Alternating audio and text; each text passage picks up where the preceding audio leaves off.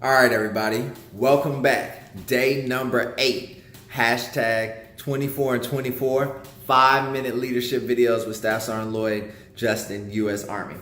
We're getting into Quadrant 3 today. These things that are not important, but are urgent. Not important, but are urgent. And what you're gonna see over the next 2 days as we look at Quadrant 3 and Quadrant 4 is that things that are not important and not urgent and things that are not important and not urgent, both are time thieves, okay? Now you have to understand that if you're going to take ownership of your time, if you're going to fulfill your purpose, destiny, your gifting, you're gonna lead yourself into a better place and a successful life, you have to say no to something. And understand that every time you say yes to something, you're saying no to something else. So the only question at the end of the day is whether you're saying no to yourself or whether you're saying no to the things that are trying to steal your time. How many seconds do we have? That's right, 86,400 every day. And you've probably already used up quite a bit of them. Let's figure out how to take some of that time back. In Quadrant 3, we get 3 different categories. Emails, text messages, and phone calls.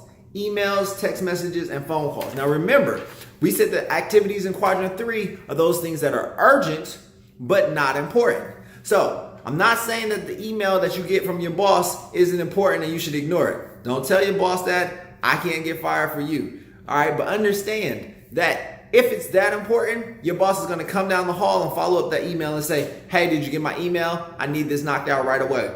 Or he's gonna call you and say, hey, did you get that? I'm gonna need to knock that out right away. So what I don't wanna do is say, ignore the emails from my boss.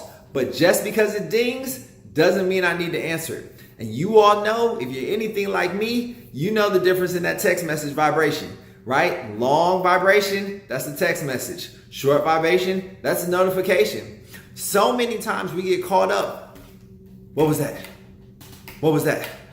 What was that? I can't even give myself 5 minutes to think about the things that I'm gonna have to do in my life in order to better myself because I'm too busy responding to this. How many of you have paused videos, 5-minute leadership videos, because you got a notification or a text, or you were in the middle of listening to it and it scrolled across the top and you were instantly distracted? You have got to eliminate the distractions at some point in your life. All those notifications they're doing is stealing your time.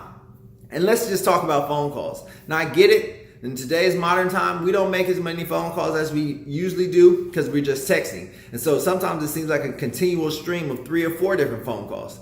But sometimes you need to put the phone down.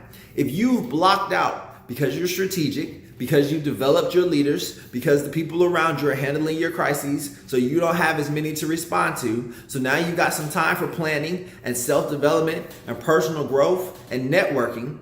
If you now in your 2-hour block, and I guarantee this is gonna happen, ring, ring, ring, ring, ring, and it's gonna be somebody you ain't talked to in a while.